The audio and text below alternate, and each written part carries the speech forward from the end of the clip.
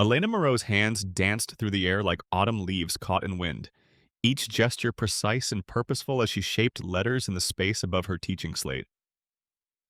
The 12 children gathered around her desk watched with rapt attention, their own small hands mimicking her movements as they learned to spell Winter. Very good, Sarah, Elena wrote on the slate, then gestured encouragingly toward the 7-year-old whose fingers had formed the letters perfectly. The girl beamed, understanding praise even without words. The one-room schoolhouse in Cedar Falls, Montana territory had never seen teaching like this.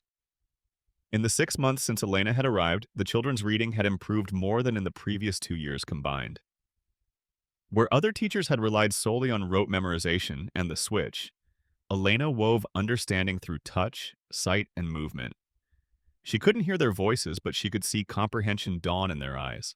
Outside, the October wind rattled the windows, promising the early winter that would soon lock the mountain town in snow for months. Inside, warmth radiated from both the pot-bellied stove and the animated learning taking place around Elena's desk.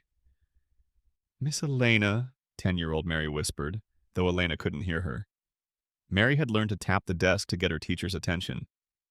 Elena turned, eyebrows raised in question. Mary pointed to the slate where she'd written, "Will you teach us more handwords?" Elena smiled and nodded. She'd been gradually introducing simple signs to the children, not because any of them were deaf, but because she'd discovered that learning with their hands helped them remember letters and words. Their parents tolerated this unusual method because their children were thriving.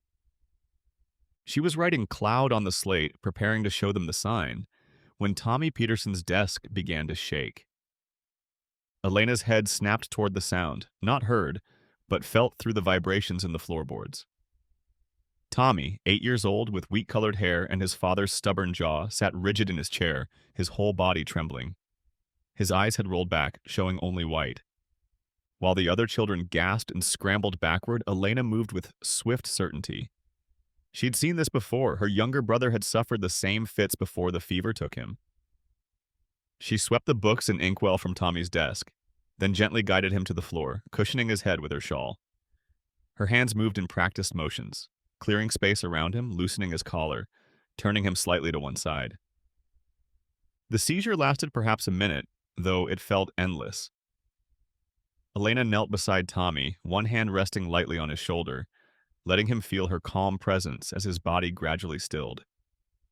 She gestured for the other children to stay back, maintaining space while radiating the peaceful confidence that told them everything would be well. Tommy's eyes fluttered open, confused and frightened. Elena helped him sit up slowly, supporting his back. She dampened her handkerchief from the water pitcher and dabbed his forehead, then wrote quickly on her slate, "You're safe. Just rest." The boy nodded, leaning against her shoulder as the classroom door burst open. Samuel Peterson filled the doorway, his face flushed from running. Someone must have fetched him from the general store when Tommy collapsed. Behind him crowded several other parents, drawn by the commotion. "Tommy!" Peterson rushed forward, then stopped abruptly when he saw Elena's hands still moving in gentle, soothing gestures near his son. "What did you do to him?" Peterson's voice cracked like a whip. Elena looked up, confused by the accusation in his eyes. She gestured toward her slate, trying to show him her explanation, but Peterson knocked it from her hands. "I saw you." He pointed at her hands with trembling fury, moving your hands over him like some kind of spell. Elena shook her head frantically, reaching for her slate to write an explanation. Peterson grabbed her wrist, his grip tight enough to bruise. "Samuel, stop!" Mrs. Henderson, the doctor's wife, pushed through the crowd. "Let her explain." But Peterson's face had gone pale with a fear deeper than concern for his son. She cursed him. "Look at her hands, moving like that, casting some kind of hex. That's why he collapsed." Elena pulled free and snatched up her slate, writing rapidly. "Tommy has falling sickness. I helped him breathe. My hands speak because I cannot hear." "Lies!" Peterson's voice rose to a shout. "Witchcraft! Devil's work!" The word witchcraft rippled through the crowd like wildfire. Elena saw the faces around her transform from curiosity to suspicion to fear. She'd seen this before in other towns, other times, when people encountered what they didn't understand. Tommy struggled to sit up straighter. Papa, Miss Elena helped me. She... Don't speak! Peterson lifted his son, cradling him protectively. Don't let her influence you further. Elena stood slowly, her slate clutched against her chest. She looked around the room at the parents who had praised her teaching just weeks ago, seeing them now shrink back as if she carried plague. Only the children seemed unchanged, watching with worried faces that showed more concern for her distress than fear of her presence. The meeting house, someone called from the back. Emergency town council. Tonight, agreed Peterson. We'll settle this tonight. Elena's hands shook as she gathered her teaching materials. The careful lesson plans, the children's improving handwriting samples, the books she'd bought with her own meager savings. All of it seemed suddenly fragile, precious, and doomed. As the crowd filed out, whispers trailing behind them like smoke, Elena sank into her chair. The schoolhouse felt cavernous and cold, the pot-bellied stove no match for the chill that had entered with suspicion. She pressed her hand to her throat, feeling the vibrations of her own silent sobs. By evening, the entire town had heard some version of the story. Elena sat in the front pew of the meeting house, her hands folded carefully in her lap to keep them still. Behind her, the townspeople whispered and pointed, their voices creating vibrations she could feel through the wooden bench. Reverend Mills stood at the pulpit, his weathered face grave in the lamplight. The town council, 5 men including Peterson, occupied the front row opposite Elena. She had written a detailed explanation on her largest slate, but it lay ignored on the table beside them. Brothers and sisters, Reverend Mills began, his voice carrying the authority of 20 years shepherding this frontier congregation. We gather tonight because fear has entered our community. Elena straightened, hope flickering. Perhaps reason would prevail. Fear of the unknown, the Reverend continued. Fear of unnatural influences upon our children. The hope died. Samuel Peterson has brought serious concerns about our school teacher. We all know that young Tommy suffered some kind of episode today. And we all know that Miss Moreau was seen making strange gestures over the boy. Elena stood, reaching for her slate, but Peterson shot to his feet. Don't let her bewitch you too. Look how she waves her hands. Mr. Peterson, Reverend Mills raised his hand for silence. The council has discussed this matter. We've prayed over it. He looked directly at Elena, his eyes not unkind but firm. Miss Moreau, we appreciate your service to our children, but we cannot ignore the evidence of our eyes. Elena's slate fell from numb fingers, clattering to the floor. She bent to retrieve it, her hands shaking as she wrote, I am deaf. My hands are my voice. I helped Tommy. He has epilepsy, falling sickness. Please let me explain. She held up the slate, but Reverend Mills shook his head. The Bible tells us that Satan can quote scripture. Evil often wears the mask of good intention. He paused, gathering his words like weapons. The council has voted. You have until dawn to gather your belongings and leave Cedar Falls.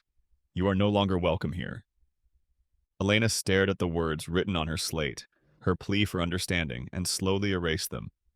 In their place, she wrote, the children were learning. They were happy. The children were being corrupted, Peterson spat, teaching them to move their hands in unnatural ways, filling their heads with strange ideas.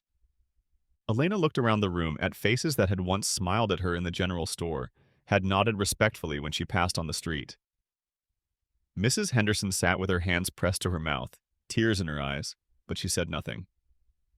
Dr. Patterson studied his boots. Even Mrs. Crawford, whose daughter Mary had begged for more handwords, stared at her lap. Only young Mary herself met Elena's eyes from where she sat beside her mother. The girl raised her hands slightly and formed the letters E-L-E-N-A with her fingers.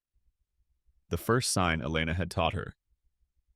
Mrs. Crawford saw the gesture and slapped her daughter's hand down. Elena gathered her slate and stood. She walked to the door with measured steps, her back straight despite the weight of rejection crushing down on her shoulders. At the threshold, she turned back once. May God forgive you, she wrote on her slate and held it high. But perhaps God's forgiveness wasn't what they needed to fear. Dawn came gray and bitter with the promise of snow heavy in the air. Elena shouldered her canvas pack and took one last look at the little house behind the schoolhouse where she'd lived for 6 months. The longest she'd stayed anywhere since leaving her family's farm in Kansas. Her possessions fit easily into the pack. 2 dresses, a winter coat her mother had sewn, underthings, her father's pocket watch, the worn Bible that had been her first reading primer, and her teaching materials. The slate and chalk were her most precious belongings, more valuable than any jewelry. She'd counted her savings by candlelight, $11.37. Enough for supplies if she could find work before winter truly set in. If. The mountain trail led north toward the scattered ranches in the high country. Elena had heard the men in the general store talk about spreads up there, cattle ranches run by solitary men who might not ask too many questions about a woman's past. She could cook, clean, mend clothes, and keep books. Surely someone would need help. The first day's walking took her through familiar territory. The creek where the children gathered watercress in spring, the meadow where they'd held the school picnic in September. By evening, she'd left all recognizable landmarks behind and made camp in a grove of aspens whose golden leaves whispered secrets to the wind. She managed a small fire with her precious matches and ate a careful portion of bread and cheese. The temperature was dropping steadily, and her breath came in visible puffs. The weather sense her father had taught her, the feeling in the air, the smell of coming snow, told her she had perhaps one more day before the storm hit. In the firelight, she read from her Bible, her fingers tracing the familiar verses. Be strong and courageous. Do not be afraid. Do not be discouraged, for the Lord your God will be with you wherever you go. Easy words to read, harder to believe when you were alone on a mountain with winter closing in. The second day brought the first snow, small, hard flakes that stung her cheeks and accumulated on her shoulders. Elena pushed forward, following what she hoped was still a trail under the gathering white. Her feet were numb in her worn boots, and her pack seemed to grow heavier with each step. By afternoon, the storm had intensified. Elena could barely see 10 feet ahead through the driving snow. She needed shelter, but the landscape offered little more than scattered pines and rocky outcrops. Her fire-making supplies were running low, and she hadn't seen any signs of human habitation for hours. When her foot caught on a hidden root and sent her sprawling face first into a snowdrift, Elena allowed herself the luxury of despair. She sat in the snow, her wet skirts clinging to her legs, and felt the last of her strength drain away. It would be so easy to simply sit here, to let the snow cover her like a blanket and drift into the dreamless sleep her brother had found. No more struggling to make people understand, no more fear in the eyes of those who should have known better. But as the snow continued to fall, Elena's practical nature reasserted itself. She hadn't survived 24 years of a silent world to give up now. She struggled to her feet, found her pack, and pushed forward through the storm. The creek appeared so suddenly she nearly walked into it. The water ran black and quick between banks lined with ice, and Elena realized she'd found what might be the lifeline she needed.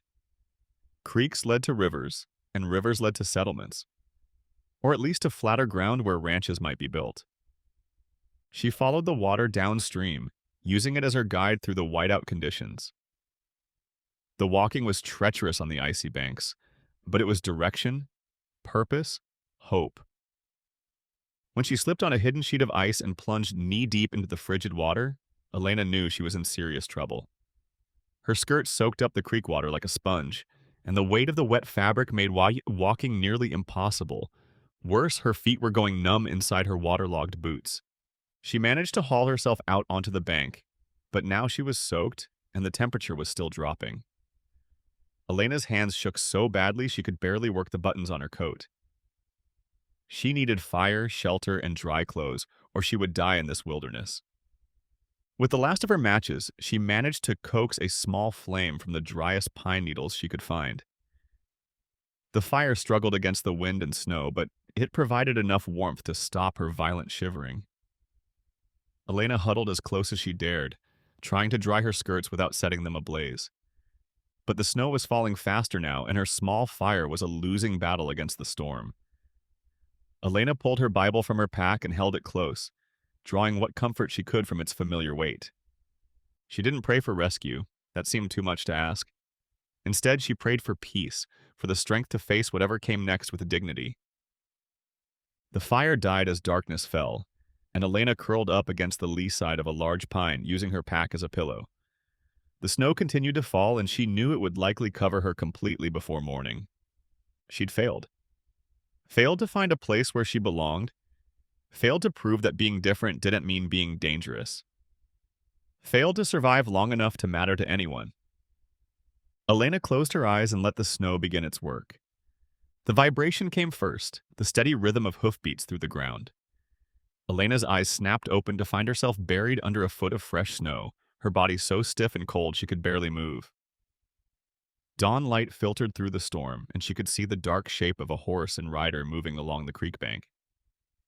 She tried to call out, then remembered the futility of that. Instead, she struggled to free her arms from the snow and waved frantically, her movements slow and clumsy from the cold. The rider turned at her motion and guided his horse toward her. As he drew closer, Elena could see he was a tall man in a heavy coat, a rancher by the look of his gear. Hope flared in her chest until she realized what he must think, finding a half-frozen woman alone in the wilderness. The man dismounted and approached carefully, his hands visible and non-threatening. When he knelt beside her, Elena could see his face clearly for the first time. Strong features weathered by outdoor work, dark hair beneath his hat, and eyes that held intelligence and concern rather than suspicion. "Ma'am?" He spoke, but Elena only saw his lips move. She pointed to her ears and shook her head, then tried to gesture that she couldn't hear. The man's expression changed, not to fear or disgust, but to understanding. He sat back on his heels and raised his hands, moving them in deliberate patterns. "Are you hurt?" he signed. Elena's heart leaped. She'd never expected to meet another person who knew the language of hands, especially not in this remote wilderness. "Cold," she signed back, her frozen fingers clumsy but comprehensible. "Very cold." "My ranch is close," he signed. "I'll take you there." Without waiting for her agreement, he stood and began gathering her scattered belongings. Elena tried to help, but her movements were slow and unsteady. The man, her rescuer, packed her things efficiently, then helped her to her feet. "Can you ride?" he signed. Elena nodded, though she wasn't entirely sure. The man led her to his horse, a sturdy bay gelding that stood patient in the snow. He helped her up into the saddle, then swung up behind her, his arms coming around her to take the reins. The warmth of another human body was a revelation. Elena leaned back against his solid chest, drawing heat from his heavy coat. She felt his chin rest briefly against the top of her head, a gesture of comfort that needed no words. The ride to his ranch took perhaps 20 minutes, though Elena's sense of time was muddled by cold and exhaustion. She dozed against his shoulder, lulled by the horse's steady movement, and the security of his arms around her. She woke when the horse stopped and found herself looking at a modest log cabin with smoke rising from its chimney. Outbuildings dotted the clearing, a barn, chicken coop, and what looked like a workshop. It was a working ranch, well-maintained, but clearly run by a single person. "Home," the man signed as he helped her down from the horse. Elena's legs nearly buckled when her feet hit the ground, but he caught her easily and guided her toward the cabin. The interior was warm and simply furnished. A large fireplace dominated one wall with a kitchen area along another. Shelves lined the walls, filled with books, tools, and practical supplies.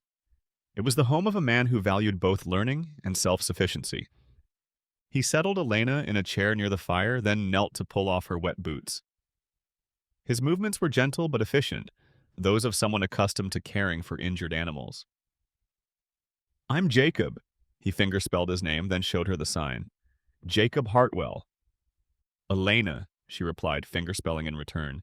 "Elena Moreau." "You're safe now," Jacob signed. "Rest. I'll make coffee." Elena watched him move around the kitchen, noting the careful organization and the way he relied on visual cues rather than sound. This was the home of another deaf person, arranged to accommodate a world without hearing. As feeling returned to her hands and feet, bringing painful tingles, Elena began to truly comprehend her situation. She was alone with a strange man in a remote cabin, dependent on his kindness for her very survival.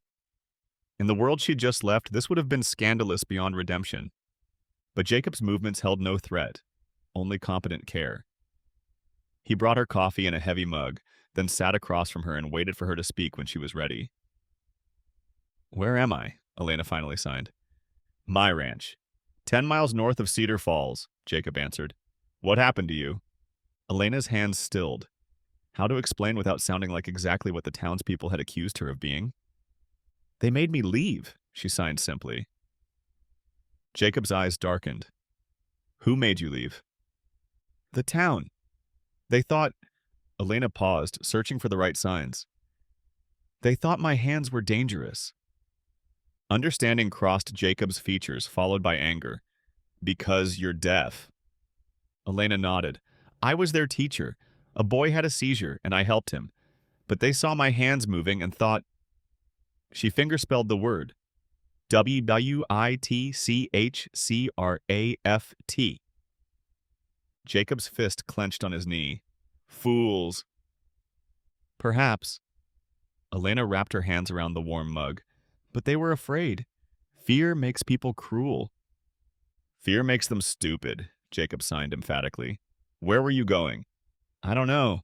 Somewhere that would hire me. Somewhere I could work." Elena looked around the cabin. "Somewhere like this, I hoped."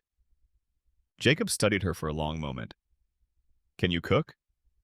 "Yeah, keep books?" "Yes, I was a teacher." "Mend clothes?" "Yes." "Then stay," Jacob signed. "Work for me. The ranch needs help, and winter is coming." Elena stared at him. "You don't know me. I could be everything they said I was." Jacob's smile was the first genuine warmth she'd seen in days. "If you were a witch, would you have nearly frozen to death in the snow?" Despite everything, Elena laughed, a sound she couldn't hear but could feel in her chest. "No, I suppose I would have flown away." "Exactly." Jacob stood and moved to the window, looking out at his snow-covered land. "This ranch has been lonely for too long. If you want to stay, you're welcome." Elena set down her coffee mug and considered. She had nowhere else to go, no other prospects, and winter was settling in hard. But more than that, she'd found something she'd never expected. Another person who spoke her language, who understood the world she inhabited. "I'll stay," she signed. "Until spring, at least." Jacob turned back from the window, his expression pleased. "Good. I'll show you around when the storm passes." Elena nodded, then realized she needed to establish something important. "I should tell you I have very little money. I can't pay rent." "You'll work," Jacob signed. "That's payment enough." "What kind of work?" "Whatever needs doing. This ranch runs on necessity, not pride." Elena looked around the cabin again, seeing it now as her new home rather than temporary shelter. It was simple but comfortable, practical but not stark. She could be happy here, she realized. She could be useful. "Thank you," she signed, inadequate words for the gift he'd given her. Jacob nodded and moved toward the door.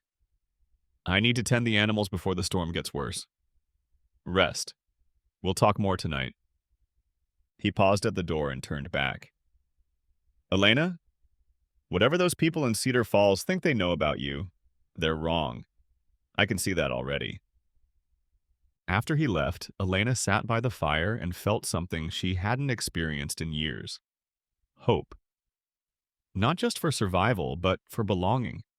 For the first time since leaving her family's farm, she might have found a place where her differences were seen as gifts rather than curses. Outside, the storm continued to rage, but inside Jacob Hartwell's cabin, Elena Moreau was finally warm.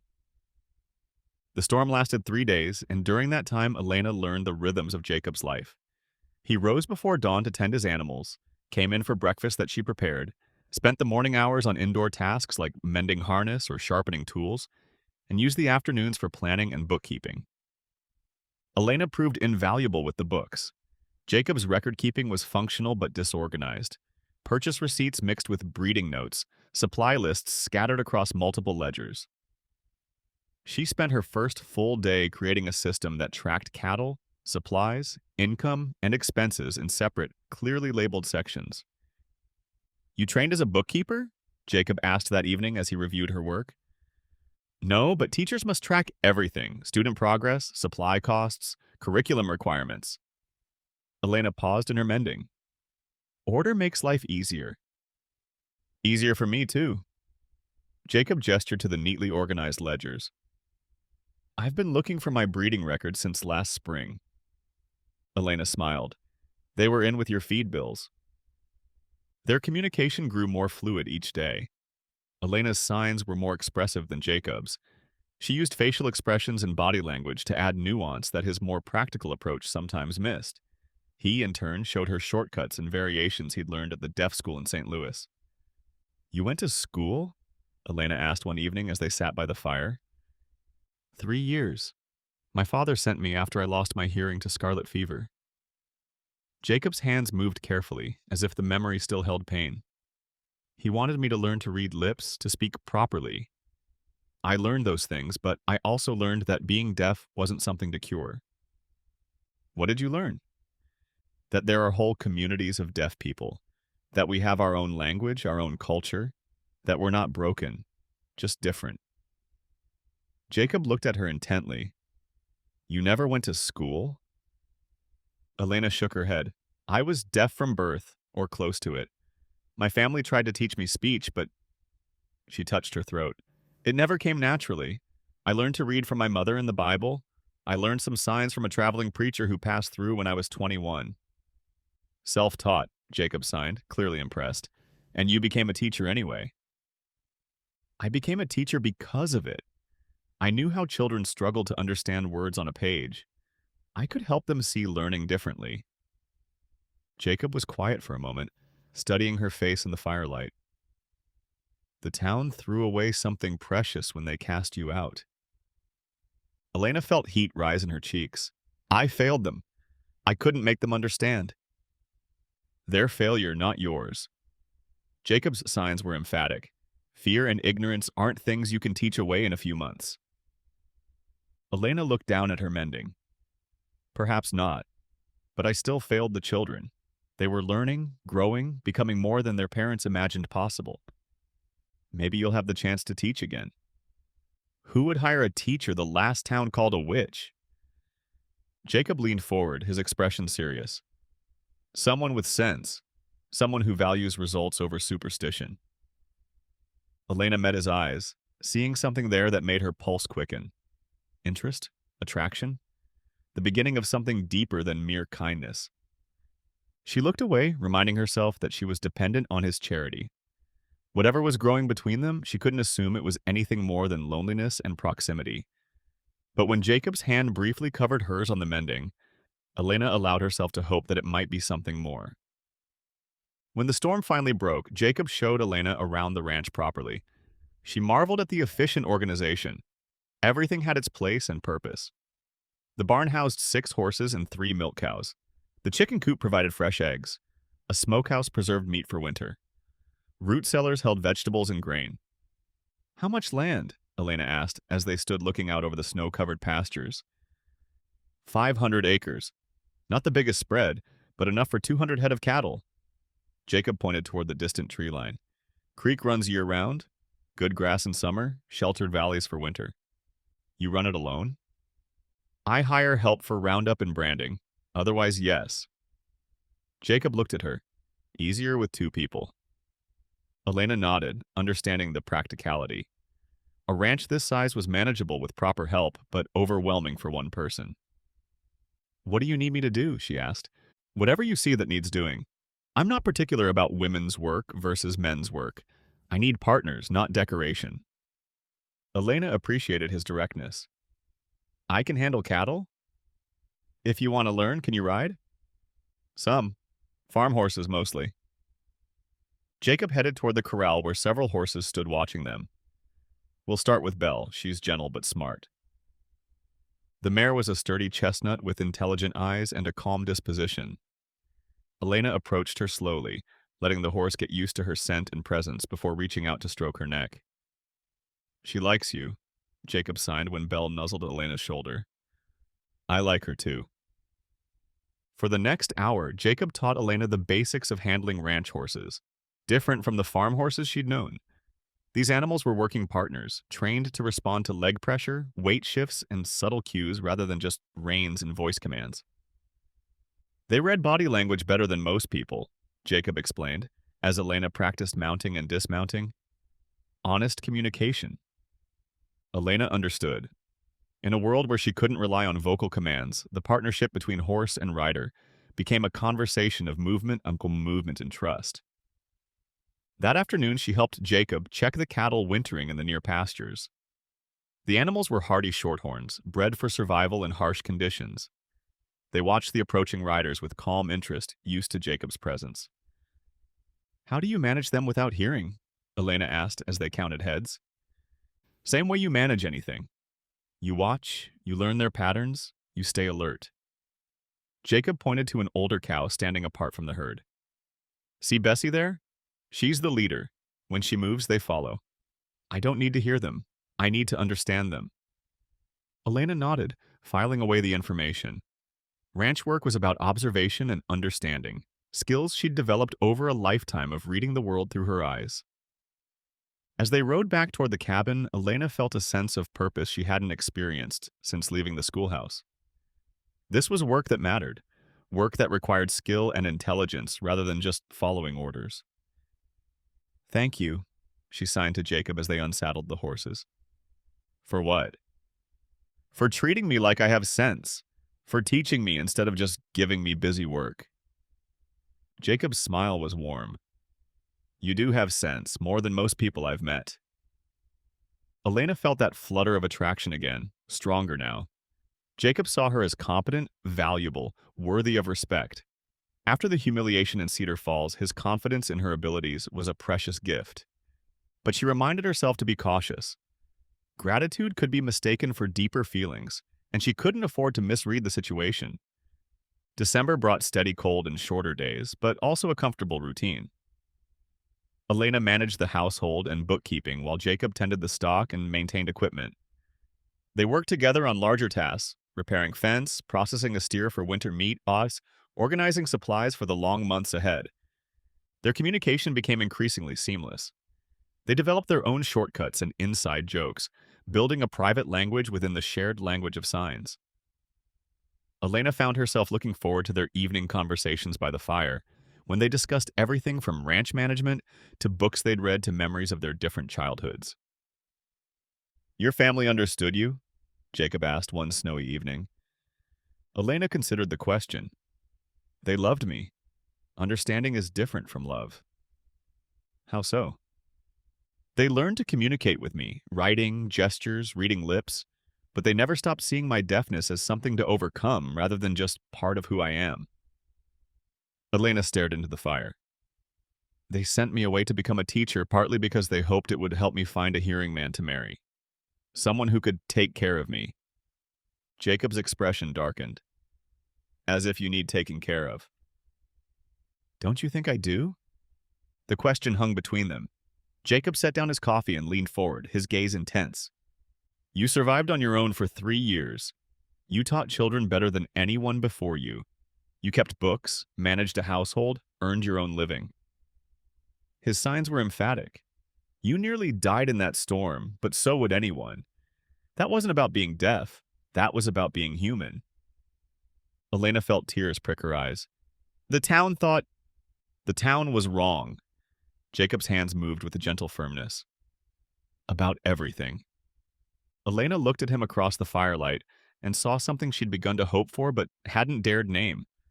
A man who saw her as whole, capable, worthy of respect rather than pity. "Jacob," she began, then stopped, unsure how to voice what she was feeling. He waited, patient as always. "I've never—" Elena's hands fluttered, then stilled. "I've never felt this comfortable with another person. This understood." "Nor have I," Jacob admitted. "It's been 5 years since my father died. 5 years of managing alone. I thought I preferred it that way. And now?" Jacob stood and moved to the window, looking out at the snow-covered yard. "Now I wonder what I was so afraid of." Elena joined him at the window, standing close enough to feel his warmth. "Perhaps being hurt again.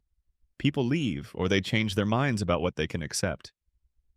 Some people, Jacob turned to face her. Others stay. Elena met his eyes, seeing the question there. The invitation, the risk. I have nowhere else to go, she said honestly. That's not why I want you to stay. Why then? Jacob's hands moved slowly, carefully, as if the words were precious. Because you make this place feel like home instead of just shelter. Because you understand things without explanation. Because you're... He paused, searching for the right sign. Because you're you. Elena felt her heart racing. Jacob, I know it's complicated. I know you depend on me right now, and that makes any feelings between us unequal. I'm not asking for anything you're not ready to give. Elena stepped closer, close enough to touch his chest. What if I want to give it? Jacob's breath caught. Elena? I've never felt safe enough to want someone before. Never trusted anyone enough to imagine sharing a life. Elena's hands stilled, then moved again with quiet determination. I trust you. Jacob's hands came up to frame her face, his touch gentle but sure. Are you certain? Instead of answering with words, Elena rose on her toes and kissed him. The kiss was soft, tentative at first, then deeper as Jacob's arms came around her. Elena had been kissed before. Awkward attempts by hearing men who saw her deafness as either a challenge to overcome or an advantage to exploit. This was different. This was a conversation in a language they both spoke fluently. When they broke apart, Jacob rested his forehead against hers. I want you to stay, he signed. Not just for the winter, for always. Elena smiled, her heart full. Ask me again in spring. Why spring? Because then you'll know it's not just loneliness or gratitude. And I'll know I'm choosing to stay, not just accepting rescue. Jacob nodded, understanding. Spring, then. But Elena? Yes. I already know my answer won't change. Elena kissed him again, tasting promise and possibility on his lips. Outside, the wind howled through the trees, but inside Jacob Hartwell's cabin, Elena Moreau had found her home. Spring came slowly to the Montana mountains, retreating in fits and starts that left the landscape caught between winter and renewal. By April, the snow had melted enough to reveal the damage winter had done. Fences down, equipment to repair, cattle to account for after months of minimal supervision. Elena had grown competent with ranch work over the winter months. She could handle the horses with confidence, help with cattle operations, and manage the complex logistics of supplies and scheduling that kept the ranch running smoothly. More importantly, she and Jacob had developed the kind of partnership that made hard work seem effortless. They were mending fence in the south pasture when the visitors came. Elena felt the vibration of hoofbeats through the ground and looked up to see a group of riders approaching. Her stomach clenched when she recognized the lead figure. Samuel Peterson, with Reverend Mills beside him, and 3 other men from Cedar Falls behind them. Jacob, she signed, nodding toward the approaching group. Jacob straightened, his expression hardening as he recognized the men. Stay behind me, he signed. No. Elena moved to stand beside him. I won't hide. The riders stopped 20 feet away, their horses pawing and snorting in the spring mud. Peterson looked older, Elena noticed, as if the winter had been hard on him. The other men seemed nervous, glancing between Elena and Jacob with uncertainty. Hartwell, Peterson called out. We need to talk. Jacob replied aloud, signing simultaneously for Elena's benefit. You're on my land, Peterson. State your business.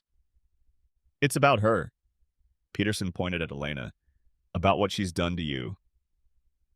Elena felt Jacob tense beside her. What she's done? Look at yourself, man, Reverend Mills urged his horse forward.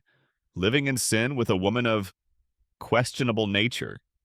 This isn't like you, Jacob. She's bewitched you. Jacob's laugh was sharp and bitter. Bewitched me?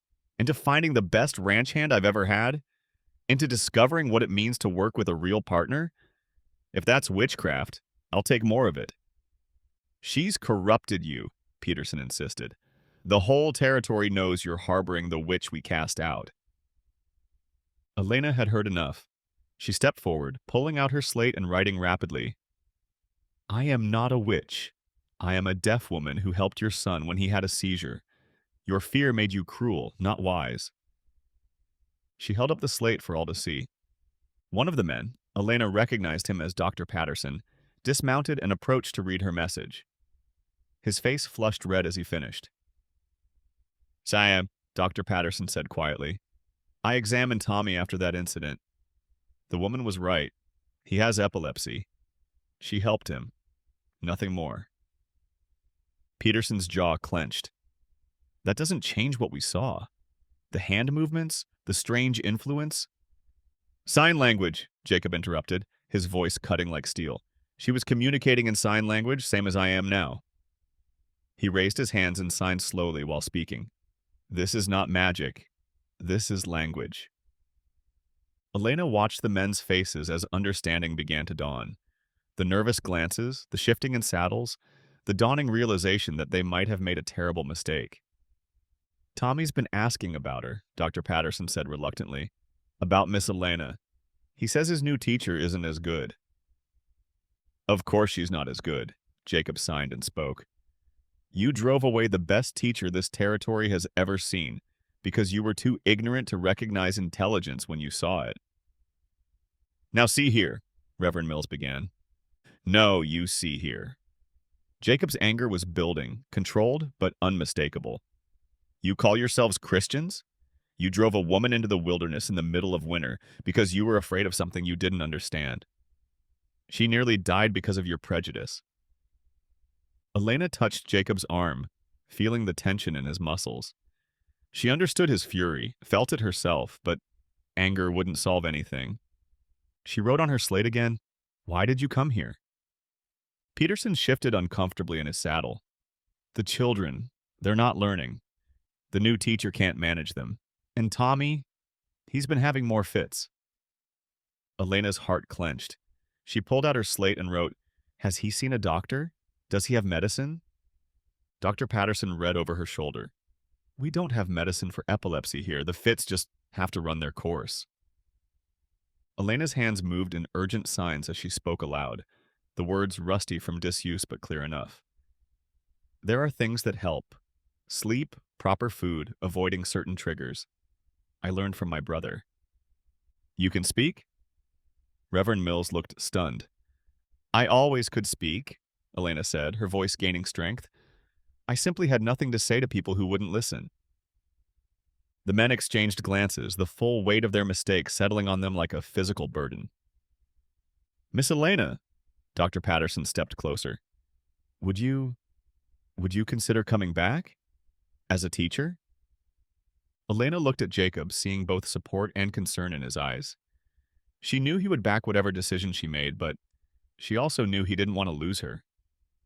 The town cast me out, Elena said aloud, called me a witch, threatened to harm me if I stayed. Why should I return?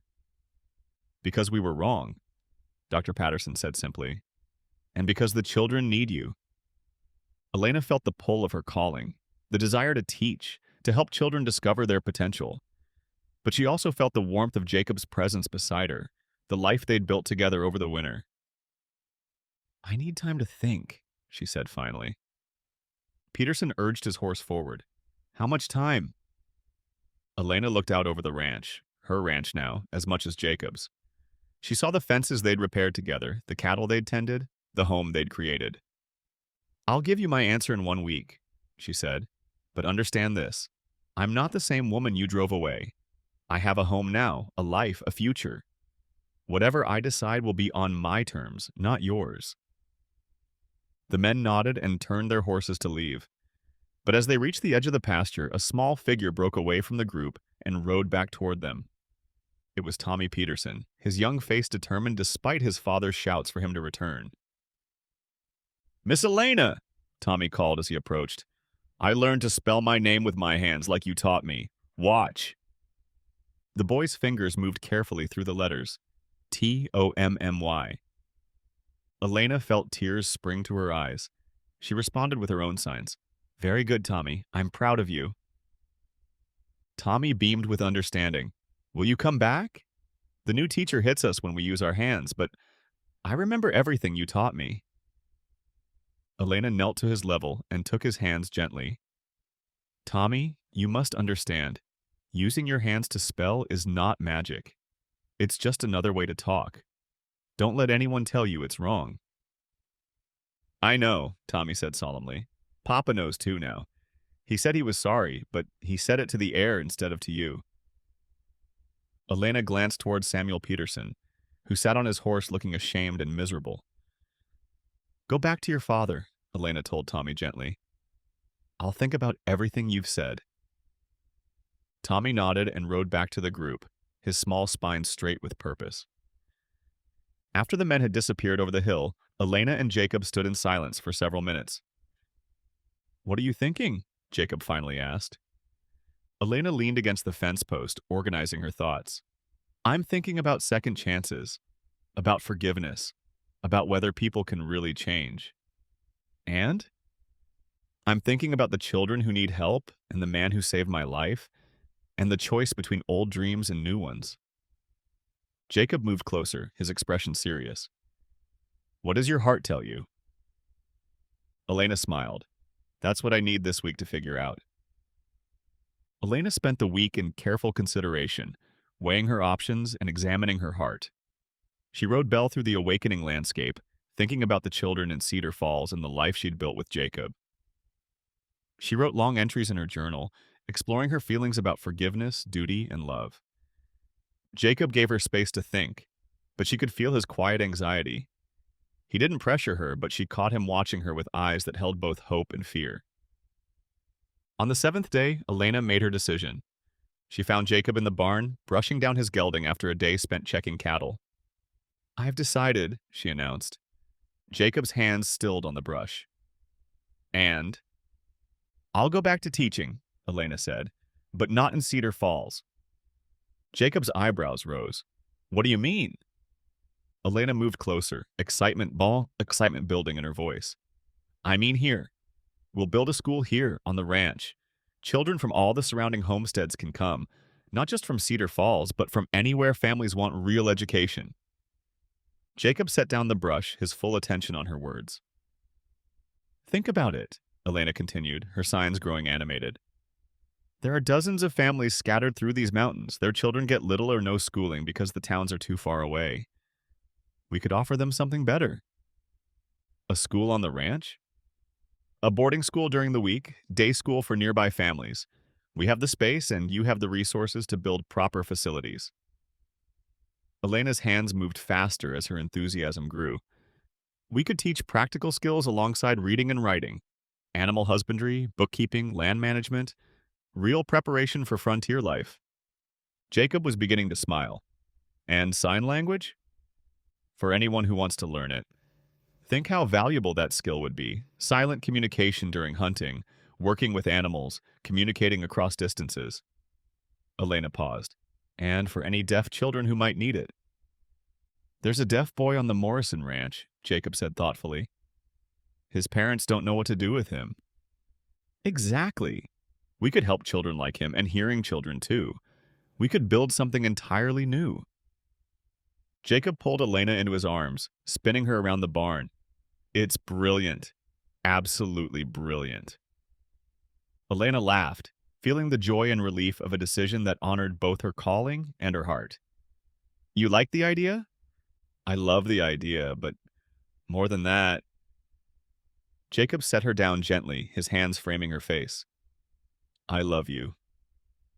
Elena's breath caught. Jacob? I know we said we'd wait until spring to talk about the future, but Elena, I can't imagine my life without you in it. Not just as a business partner or a friend. As my wife. Elena felt tears of happiness gathering in her eyes. Yes. Yes, I'll marry you. Yes, I love you too. Yes to all of it. Jacob kissed her then, deep and sure and full of promise. When they broke apart, Elena rested her forehead against his. When? She asked. As soon as we can arrange it. Tomorrow, if possible. Elena laughed. Let's be practical. We have a school to build first. Then after the school? After the school, Elena agreed. But Jacob? Yes. I want Reverend Mills to perform the ceremony. Jacob looked surprised. After what he put you through? Because of what he put me through. He needs to see that his fear was wrong, that love is stronger than prejudice. Elena smiled. Besides, someone needs to teach him sign language so he can communicate with all our students. Jacob shook his head in amazement. You're going to forgive them all, aren't you? I'm going to give them the chance to do better. What they do with that chance is up to them. Jacob pulled her close again, holding her tight against his chest. Have I mentioned that I love you? Once or twice, Elena signed against his shoulder, but I don't mind hearing it again. I love you, Jacob whispered into her hair, and I can't wait to see what we build together. Elena closed her eyes and felt the truth of it settle into her bones. She'd lost one community due to fear and misunderstanding, but she and Jacob would build a new one based on acceptance and learning. The hands that had once been seen as instruments of evil would shape young minds and build bridges between different worlds. And the heart that had been rejected would finally have a home where it could flourish. Outside the barn, spring continued its slow transformation of the landscape. Inside, two people who had found each other against all odds began planning a future that would transform not just their own lives, but the lives of all the children who would learn that differences were not curses to be feared, but gifts to be celebrated. Elena had spoken only sign language when the town cast her out. But love, it turned out, needed no words at all. 1 year later, the Hartwell Ranch School welcomed its first class of 16 students, ranging in age from 6 to 14. The new schoolhouse stood proudly beside the original cabin, with dormitory space for children who lived too far away to return home each evening. Elena and Jacob had married in a simple ceremony performed by Reverend Mills, who had spent the winter learning sign language and had become one of their strongest supporters. Tommy Peterson served as ring bearer, his hands moving confidently through the signs for love and forever that Elena had taught him. The school attracted children from across the territory, drawn by word of Elena's innovative teaching methods and the practical skills training Jacob provided. But perhaps most importantly, it had become a haven for children who were different. Not just deaf children, though they had 3 now, but children who learned differently, thought differently, or simply didn't fit the narrow expectations of frontier society. Elena stood at the window of her classroom, watching Jacob teach a group of students how to read cattle behavior. Her own hands moved unconsciously as she planned the afternoon's lesson. The same hands that had once been feared now shaping the future of an entire generation. She'd kept her promise to Tommy Peterson and to all the children who needed to know that being different wasn't the same as being wrong. And in the process, she'd discovered that sometimes the greatest gifts come wrapped in the most unlikely packages. Even a winter storm that nearly claimed her life, but instead led her home to a man who spoke her language and understood her heart. Elena smiled and returned to her lesson plans, her hands dancing through the air like autumn leaves caught in wind, each gesture precise and purposeful as she continued her life's work of helping others find their voices, whether they spoke with sound, with silence, or with the infinite possibilities that existed in between.